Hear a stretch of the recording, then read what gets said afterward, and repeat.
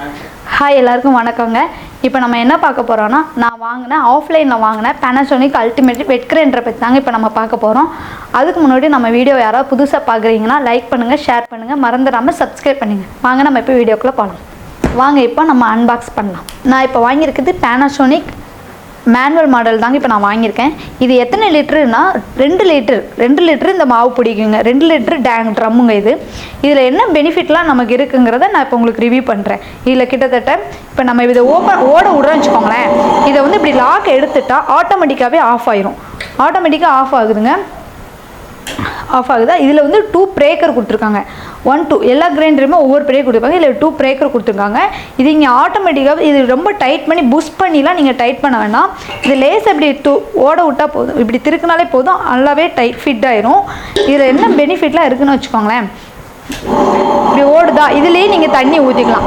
இதுலேயே நீங்கள் இப்படி இந்த ஓட்ட வழியாகவே தண்ணி ஓப்பன் பண்ணி தான் தண்ணி ஊற்றணும் அவசியம் இல்லை. இது வழியே நீங்கள் தண்ணி ஊற்றிக்கலாம். இந்த கரண்டி ஒன்று கொடுத்துருக்காங்க. ஏன் கொடுத்துருக்காங்கன்னா, நீங்கள் மாவு எப்படி கிண்டி விடணும் அப்படின்னா நீங்கள் ஓப்பன் பண்ணி தான் கிண்டணும் அவசியம் இல்லை. இந்த கரண்டி நீங்கள் இப்படி சைடு விட்டாலே போதும், ஆட்டோமேட்டிக்காக மாவு தள்ளி விட்டுரும். இன்னொன்று என்னன்னாங்க, நீங்கள் உங்கள் வீட்டு குழந்தைங்கள இப்படி ஓப்பன் பண்ணிட்டாங்க தெரியாமல் அப்படின்னா இது ஆட்டோமேட்டிக்காகவே ஆஃப் ஆயிரும். அதனால அதை பற்றி கவலையப்படாதீங்க. நீங்கள் இப்படி ஓட விட்டுக்கலாம். இன்னொன்று என்னென்னா, கிரைண்டர் ஓடிக்கிட்டு இருக்குச்சுலேயே நீங்கள் மாவு ஆஃப் பண்ணி மாவுன்னு அப்பெல்லாம் இல்லை. அது ஓடிக்கிட்டு இருக்கும் போதே நீங்கள் ஓப்பன் பண்ணால் ஆட்டோமேட்டிக்காக நின்றுட்டு இருக்கும் போதே நம்ம இப்படி மாவு அள்ளிக்கலாம். இன்னொன்று என்னென்னா, இதில் மெயினானது என்னன்னா, இல்லை இந்த சென்சார் மூலிமா இருக்குங்க.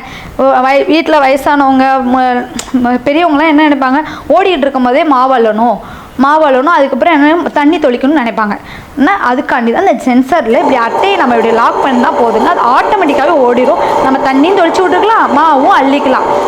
இந்த அட்டையை நம்ம எடுத்து விட்டுட்டு அதுக்கப்புறம் நம்ம தண்ணி தொளிச்சிட்டு மாவு வெளியே தெளிக்கக்கூடாது அப்படின்னு நினச்சிங்கன்னா, நம்ம மூடியை வச்சு இப்படி லாக் பண்ணிட்டா போதும், ஆட்டோமேட்டிக்காக ஆஃப் ஆயிரும். இதில் என்ன பெனிஃபிட்னா, இந்த மோட்டருக்கு வந்து ஒரு சொட்டு தண்ணி கூட இந்த மோட்டருக்குள்ளே போகாதுங்க.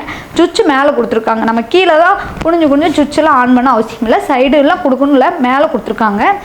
அதுக்கப்புறம் என்ன பெனிஃபிட் இருக்குன்னா, 2 லிட்டர் ட்ரம்முங்க. இந்த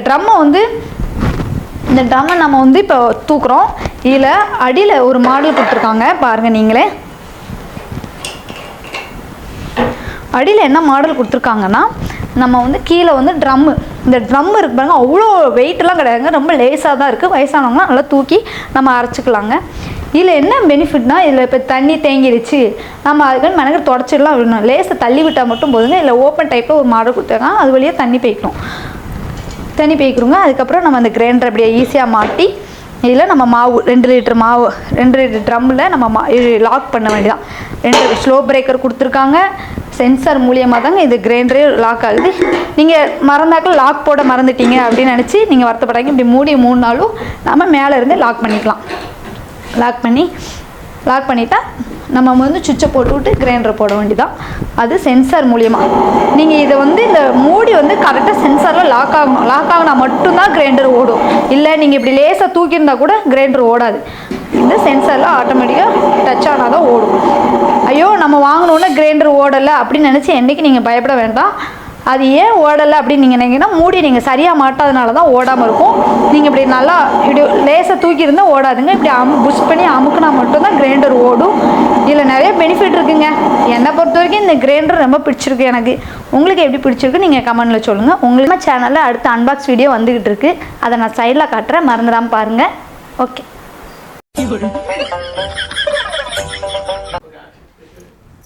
ஹாய் எல்லாருக்கும் வணக்கம். இப்போ நம்ம என்ன பார்க்க போகிறோன்னா, ஹாய் வணக்கம். ஹாய் உதர்ந்து எங்க ப்ளீஸ் மூவ் பண்ணிடாதீங்க ப்ளீஸுங்க, ஆஃப் பண்ணுங்க. ஹாய் எல்லாருக்கும் வணக்கங்க. ப்ளீஸ் உதர்ந்து. ஹாய் எல்லாருக்கும் வணக்கங்க. இப்போ நம்ம என்ன பார்க்க போகிறோன்னா, நான் ஆஃப்லைனில் வாங்கினேன் Panasonic அல்டிமேட் வெட் கிரைண்டரை பற்றி தாங்க இப்போ நம்ம ரிவ்யூ பண்ண போகிறோம். அது சாரி வளர்றங்க. வாங்க இப்போ நம்ம கட் வாங்க இப்போ நம்ம அன்பாக்ஸ் பண்ணிடலாம். ஹாய் இல்ல அது தெரியாம ஓடிட்டு வந்து தெரியாம வந்து வாவ் கிரைண்டர் வந்துச்சுங்க. நான் எதிர்பார்த்த மாதிரி தான் இருக்குது. இதில் என்னென்ன பெனிஃபிட் இருக்குன்னாங்க, இது வந்து மேனுவலாங்க.